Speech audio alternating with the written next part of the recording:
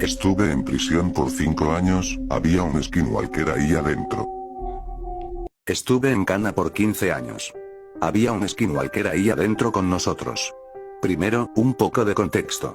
Estuve cumpliendo una condena de 15 años en una penitenciaria del sur de Arizona. ¿Por qué estaba ahí? No importa. Durante mi estancia ocurrieron muchas cosas que nadie podía explicar, y otras tantas que nadie quería entender. Todo comenzó con una leyenda de la prisión. Supuestamente, años atrás ocurrió algo horrible e inexplicable dentro del penal.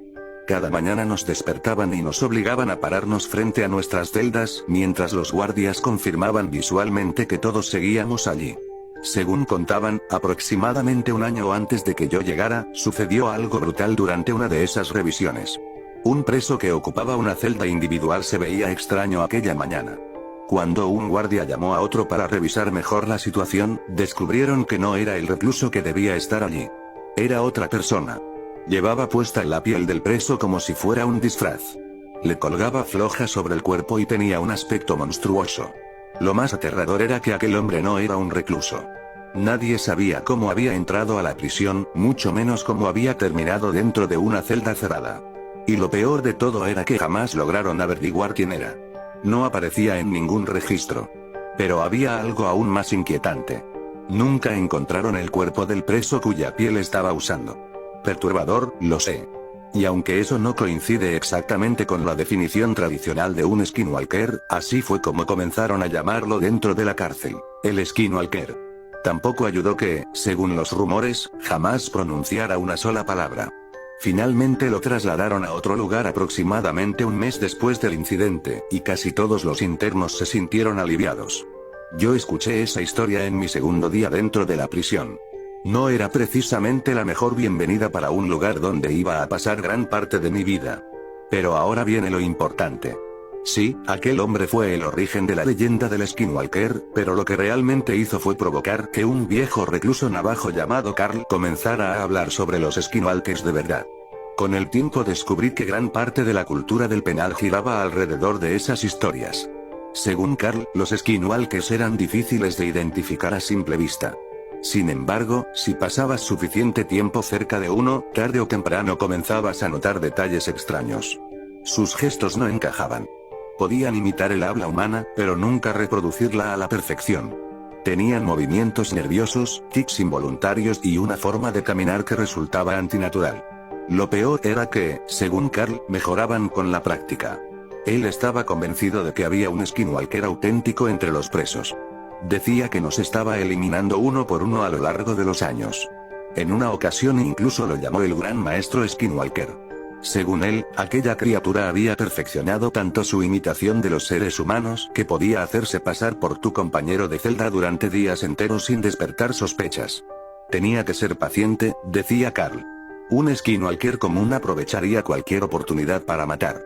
Pero este había comprendido que tenía una fuente inagotable de víctimas. Por eso esperaba. Observaba. Y elegía cuidadosamente el momento adecuado. Muchos se reían de aquellas historias. Muchos más se sentían aterrados. En prisión la gente se quiebra. Eso es normal. A veces encuentras a tu compañero de celda colgado de una sábana improvisada. A veces simplemente no soportan más la presión. Pero en nuestro patio las personas se quebraban de una forma muy particular. No era un arrebato violento durante la cena. Tampoco un suicidio silencioso en mitad de la noche. Simplemente dejaban de hablar. Comenzaban a caminar encorvados. Se arrastraban. Abandonaban todas sus amistades. Pasaban los recreos completamente solos. Y dejaban que el cabello les cubriera el rostro. Nadie quería hablar de ello. Era como si mencionar el tema pudiera contagiarte. Yo sentía exactamente lo mismo. No sabía si se trataba de locura o de algo mucho peor. Y tampoco quería averiguarlo. No ocurría con frecuencia, pero cada vez que alguien se quebraba de aquella manera, desaparecía en cuestión de semanas. Siempre los trasladaban. Siempre los enviaban a algún lugar desconocido. Y nadie volvía a saber de ellos. Luego estaban los sonidos nocturnos. A cualquier hora de la madrugada se escuchaban explosiones breves y desgarradoras que resonaban por todo el bloque de celdas. Sonaban como una mezcla entre el chillido de un cerdo agonizando y uñas raspando una pizarra. Era otro tema prohibido. Nadie quería hablar de ello. Pero aún más aterradoras eran las sombras. Y los pasos. Las luces nocturnas apenas iluminaban los pasillos. Aún así, yo veía sombras moviéndose por las paredes de mi celda cuando no había ningún guardia cerca. Una noche, cerca del final de mi condena, desperté y observé la pared del fondo. Allí había una silueta humana perfectamente definida. Alguien estaba de pie. Miré a mi compañero de celda. Seguía dormido. Miré hacia el pasillo. No había nadie. Y luego estaban los pasos. Todos odiaban los malditos pasos. Eran, sin duda, lo peor. A veces, en mitad de la noche, se escuchaban pasos increíblemente rápidos. Sonaban como pies mojados golpeando el suelo de baldosas. Lo que fuera que los producía atravesaba el bloque entero en cuestión de segundos. Era demasiado rápido. Inhumanamente rápido. Si estabas despierto cuando comenzaban, para el momento en que girabas la cabeza para intentar ver algo, el sonido ya estaba 3 o 4 celdas más adelante. Todos los odiaban. Y yo también. Hace aproximadamente un mes finalmente salí de aquel lugar.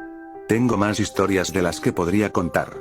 Y juro que estuve a punto de convertirme en una de ellas. Una semana antes de mi liberación, mi compañero de celda, que además era uno de mis mejores amigos allí dentro, se quebró. De la misma manera que todos los demás. Durante 7 días apenas dormí. Y cuando lo hacía, era solo por unos minutos. Nunca le di la espalda. Nunca. Lo más aterrador ocurrió una noche cuando desperté y lo vi intentando atravesar los barrotes de nuestra celda. Para que se hagan una idea, yo no podía pasar nada por esos espacios que fuera más ancho que mi hombro. Pero él sí. Y lo peor era que no estaba saliendo. Estaba regresando. El día de mi liberación no le dirigí una sola palabra. Simplemente me marché. Parecía no importarle. Y a mí tampoco. Había sobrevivido. 15 años de peleas. Disputas entre pandillas. Y, posiblemente, secuestros de skinwalkers.